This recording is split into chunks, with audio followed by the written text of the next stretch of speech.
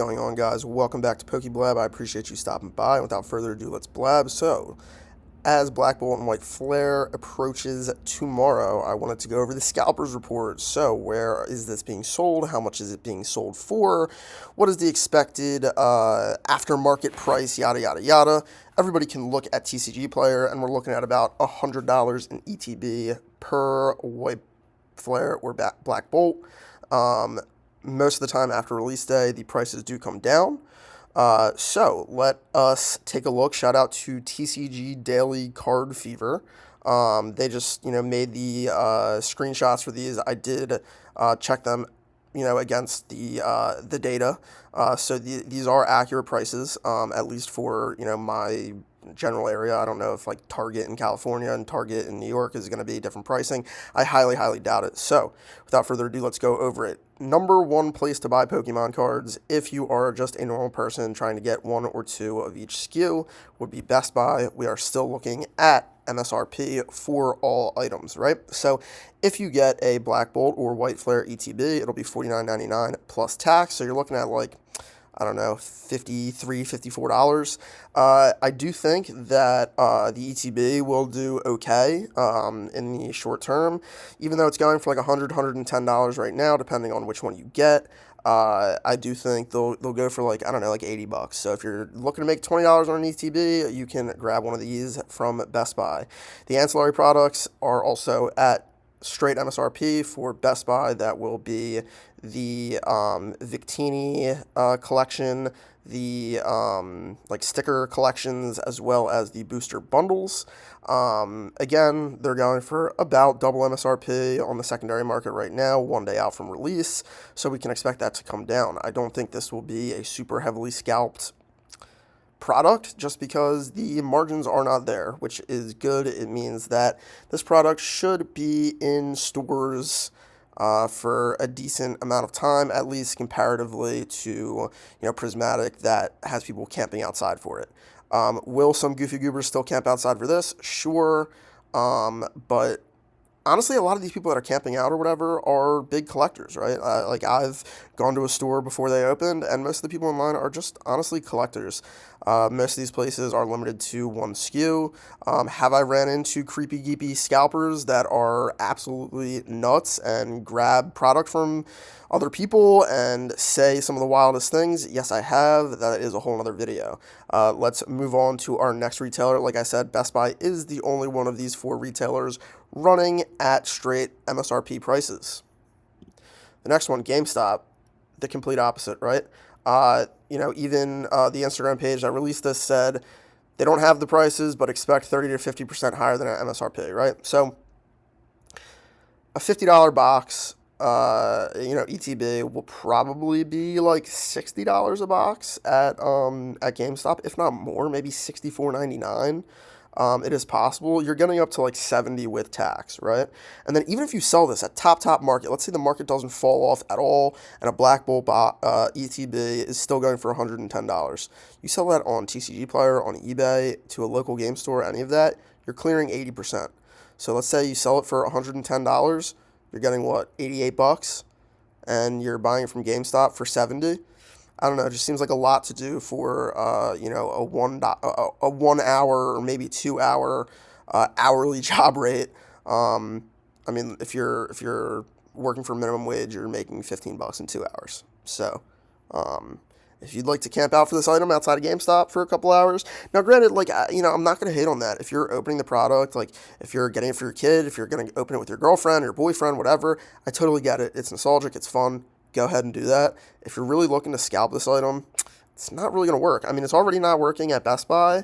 How are you going to make it work at GameStop when they're cutting your margins by 30, 40% if you're looking to resell this item? Really, we're just going to be talking about the ETB because all these ancillary items have less of a resale value. They have a less of a margin. I don't know.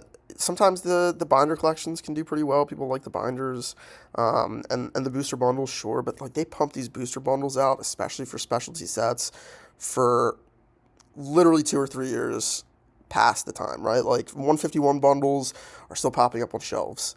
That is a 2-year-old set. So I'm really looking at the ETB for the scalping report. let's go to the next one. We're looking at Walmart. Now, I don't have a Walmart in my general area. My closest one would be, I don't even know, I have to check, like a half hour away, 40 minutes away, something like that. So I will not be going here. But we already see that Walmart, $59.99, so we're talking with tax, depending on your state, you're looking at like $64 to get out of the store with this. How many packs does this sticker collection come with? 3. I mean, guys, at 19 bucks, you're looking over $20 out the store for 3 packs. I mean, this is like an LGS type vibe, like $7, $8 a pack. Like, that is LGS type, reseller type, you know, I don't know. Let's go back to Best Buy. What was this sticker collection's MSRP? $15.99, right? So it doesn't seem like a lot going up to $18.99, but $3 on a $15 item. I mean, we're going up massive percentages. Walmart will also have the binder collection. I believe that all of these retailers that are doing the releases, for the most part, will have ETBs, sticker collections, binder collections, and booster bundles. I do know that like GameStop is doing a staggered release, so like the booster bundles are coming out on like the following week or whatever, but this first wave is going to be these items. So that is for Walmart. Our last one will be Target. It looks like Walmart and Target are doing the exact same pricing. They are, I mean, it's $10 more for an ETB.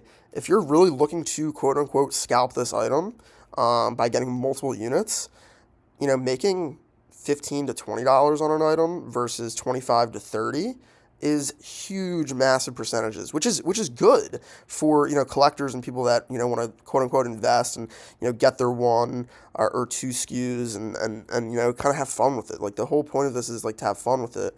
And I do feel like Pokemon Company is just good at what they do, right? We've talked about it in other videos. They, you know, give very limited quantities to LGS stores and, you know, your online stores, your rip and shippers, all of those. They give very low quantity, so everyone thinks these products are super duper limited.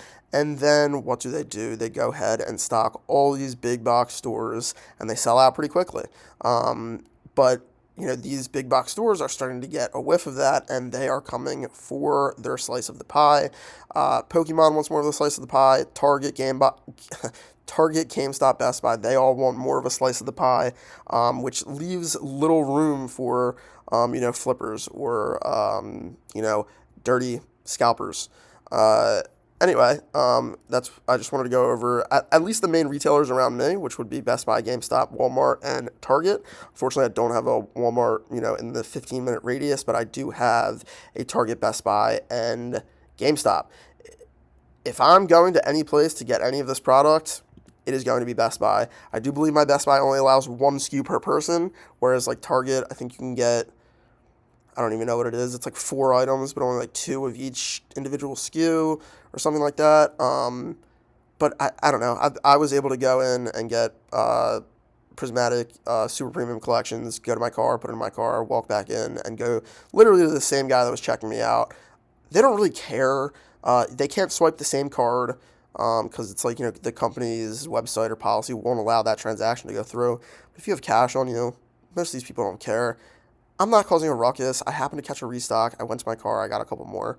It is what it is. I have also seen people walk into Target when they had, I think it was 3-pack stickers, like the 3 booster pack sticker collections of Prismatic Evolutions, and someone took all of them, put them in a cart, and I watched them walk to the front and get told to screw off, essentially.